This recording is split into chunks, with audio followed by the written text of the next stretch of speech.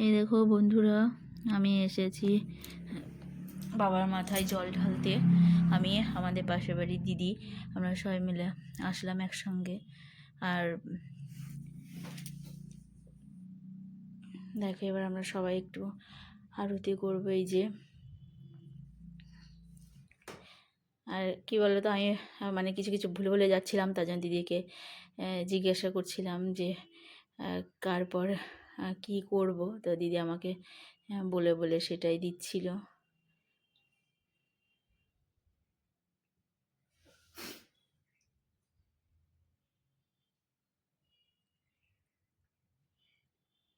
ওই যে দিদি আরতি করছে।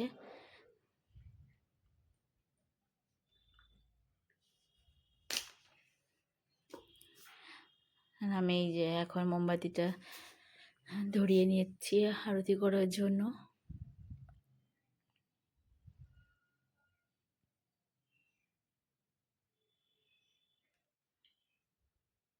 এই যে আমি আরতি করছি।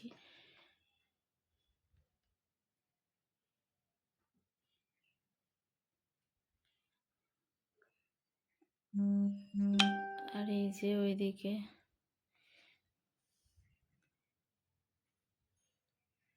দিদিকে বললাম মোমবাতিটা একটু ওইদিকে রেখে দিতে। হ্যাঁ, তার জন্য দিদি আবার মোমবাতিটা ওইদিকে রেখে দিচ্ছে।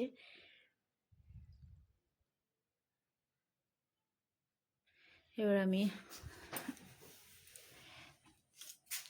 ধূপকাঠিটা একটু দেখিয়ে নিলাম। কি বলো তো, ওইদিকেও ঠাকুর আছে, আর ওইদিকে আর একটা দিদিভাই আছে, ওনার পাশে গোমাতা আছে। তো সেই জন্য দিদিভাইকে বললাম আমি তো ওইদিকে যেতে পারবো না, চারিদিকে ধরো ধূপকাঠি জ্বালানো আছে, প্রদীপ জ্বালানো আছে। সেই জন্য দিদিভাইকে বললাম যে একটু তুমি ওই সাইডে রেখে দাও এইগুলো। তাই দিদিভাই রেখে দিচ্ছে।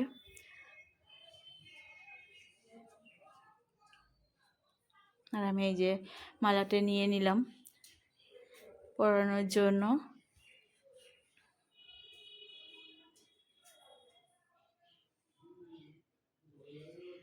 এই মালাটা পরিয়ে দিলাম।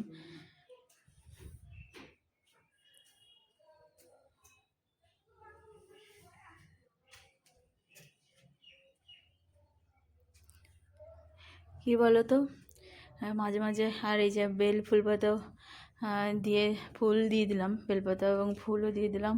আর মাঝে মাঝে একটু ভয় ভয় লাগছে যে ঠিক করে দিতে পারছি তো, কোনো কিছু ভুল হচ্ছে না। তো এই যে এবার দিচ্ছি চন্দন,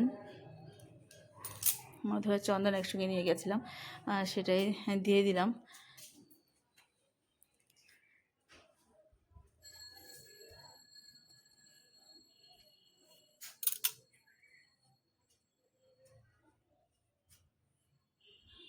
হ্যাঁ, আমার পাশে এদিকে একটা ভাই আছে, ভাইও দেখছি জল ঢালছে।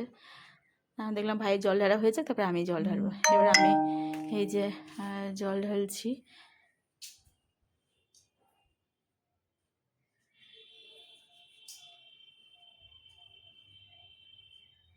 আর ওখানে ঘটির ওপরে সবাই যে ঘটে দিচ্ছে, সারাদিন বাবার মাথায় দুধ গঙ্গার জলটা পড়তে থাকবে, তাই জন্য পণ্ডিত মশাই বললো যে ওই ঘটিটার মধ্যে দিয়ে দাও, একটু একটু করে পড়বে, নাহলে চারিদিকে তো জলটা ছড়িয়ে যাবে, তাহলে মানুষের অসুবিধা হয়ে যাবে। তার জন্য ওপরে দিলাম, আর অল্প করে বাবার মাথায় জলটা ঢালছি। যে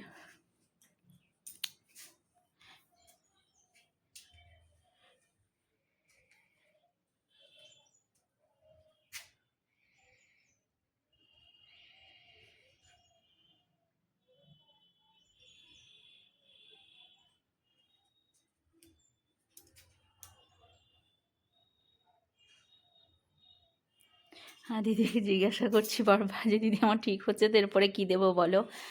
কেননা মাঝে মাঝে আবার ভয় লাগে যে ঠিক করে দিতে পারছি না, কি জানি।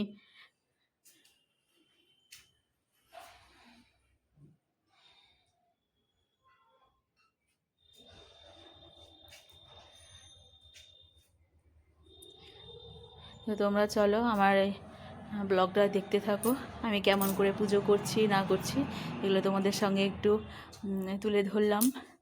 কেমন লাগছে একটু বলবে কমেন্টে। হুম।